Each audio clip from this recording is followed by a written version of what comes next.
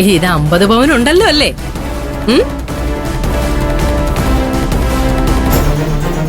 ഈ സ്വർണം ചാരുവിന് വേണ്ടെന്ന് പറഞ്ഞല്ലോ. പിന്നെന്തിനാ ഹേമേ ഈ സ്വർണം നീ തൂക്കി നോക്കുന്നത്? അത് അവരെ തന്നെ വെച്ചോട്ടെ. എന്റെ മാഷെ ഒന്നും മിണ്ടാതിരിക്കോ? എന്റെ മോനെ കൊണ്ടും ആരുടെ മുന്നിലും തലകുനിക്കാത്ത എന്റെ ഭർത്താവിനെ കൊണ്ടും മാപ്പ് പറയിപ്പിച്ചവരല്ലേ ഇവര്. അതിനുള്ള ഫലം ഇവരെ കൊണ്ട് തന്നെ ചുമപ്പിക്കണം. ഒന്ന് സമാധാനിക്കോ എന്റെ മാഷ്?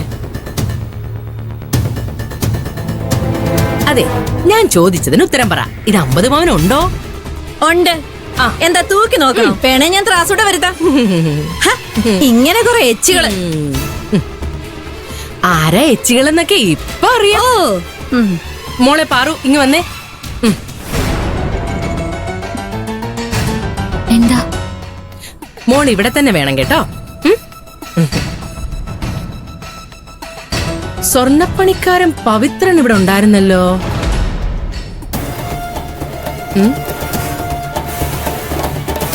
പവിത്ര,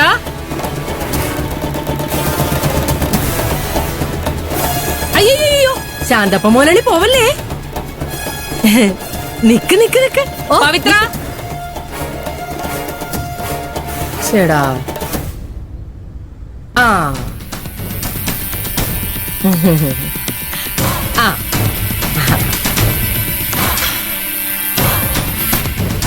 ഇവിടെ നിക്കേ. ഈ സ്വർണ്ണമൊക്കെ ഒറിജിനൽ തന്നെയല്ലേ ശാന്തപ്പ മോലളി?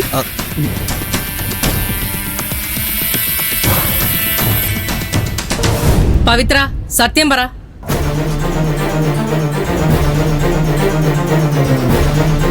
പറയാൻ പറ്റില്ലെങ്കിൽ ഞാൻ തന്നെ പറയാം.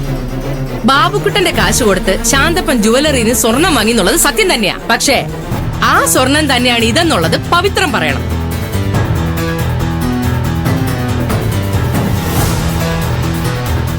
ഇയാള് പറയില്ലെങ്കിൽ ഞാൻ തന്നെ പറയാം. ശാന്തപ്പൻ വാങ്ങിയ സ്വർണം ഈ പവിത്രനെ കൊണ്ട് ഡ്യൂപ്ലിക്കേറ്റ് ഉണ്ടാക്കിച്ചു.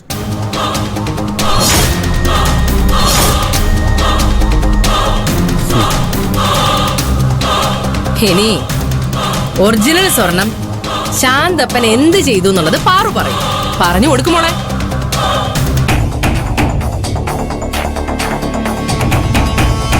ഞാനിന്ന് ചാരുന്റെ വീട്ടിലുള്ള സമയം ഈ സ്വർണം ചാരുന്റെ അച്ഛനടുത്ത് ഒളിപ്പിച്ചു വെക്കുന്നത് ഞാൻ കണ്ടു.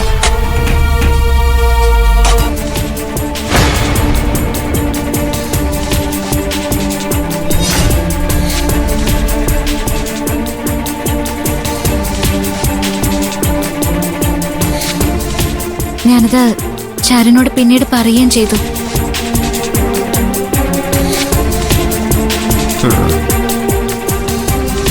മാഷേ, അനുവിന്റെ മാലയുടെ കൊളുത്ത് വിളക്കാൻ വേണ്ടിട്ട് ഞാൻ പവിത്രന്റെ അടുത്ത് പോയി. വിളക്കിയ മാല തിരിച്ചു തന്നപ്പോ പവിത്രൻ എന്നോട് ശാന്തപ്പൻ ഉണ്ടാക്കിയ ഡ്യൂപ്ലിക്കേറ്റിന്റെ കാര്യമൊക്കെ പറഞ്ഞു.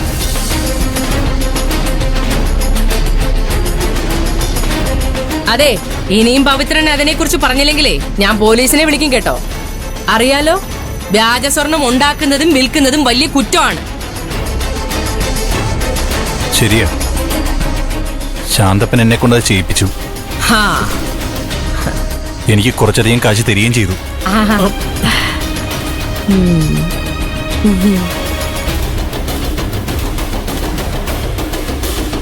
അന്ന് ശാന്തപ്പൻ എന്നോട് പറഞ്ഞത് ഒറിജിനൽ സ്വർണം ലോക്കറിൽ വെച്ചിട്ട് ഡ്യൂപ്ലിക്കേറ്റ് അയാളുടെ ഭാര്യ കിട്ടി നടക്കാനാണ്.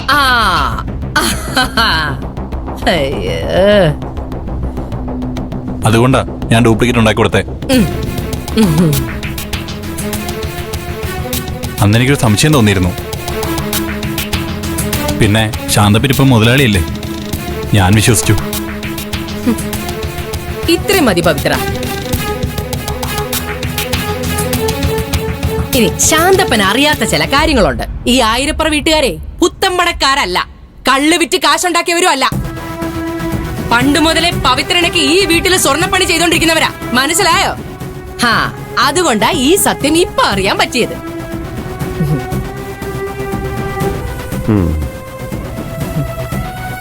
ഞങ്ങളെ പോലീസിനെ അറിയിക്കുന്നില്ല.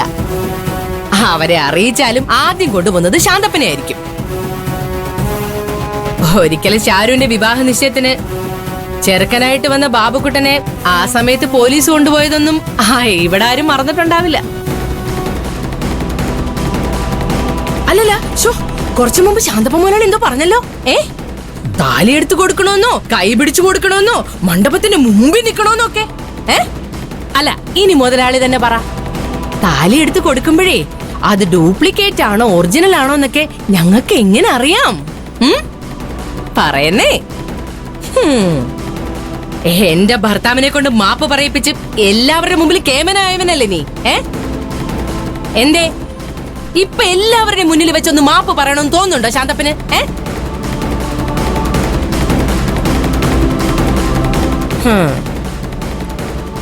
മോളെ, നിന്റെ തീരുമാനം പൂർണ്ണമായിട്ടും ശരി തന്നെയാ. അത് അമ്മായിക്ക് നല്ല ബോധ്യമുണ്ട്. നിനക്ക് ഇവന്റെ ഡ്യൂപ്ലിക്കേറ്റ് സ്വർണത്തിന്റെ ഒരാവശ്യമില്ല.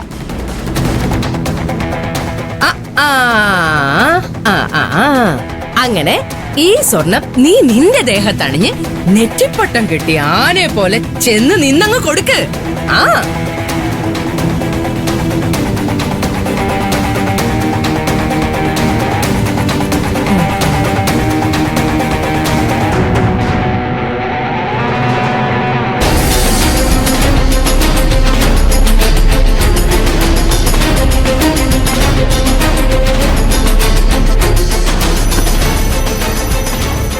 ദുഷ്ടൻ. കുഞ്ഞോളെ, കുഞ്ഞോളെ നിക്ക്, പറയട്ടെ, നിക്കാൻ, കുഞ്ഞോളെ, കുഞ്ഞോളെ.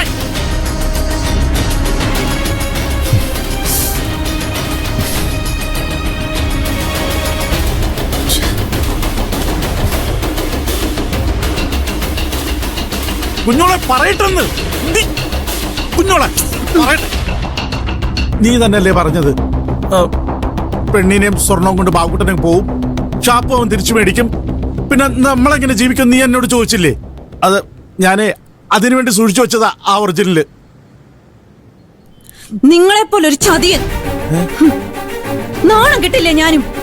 കുഞ്ഞോളെ, ഞാൻ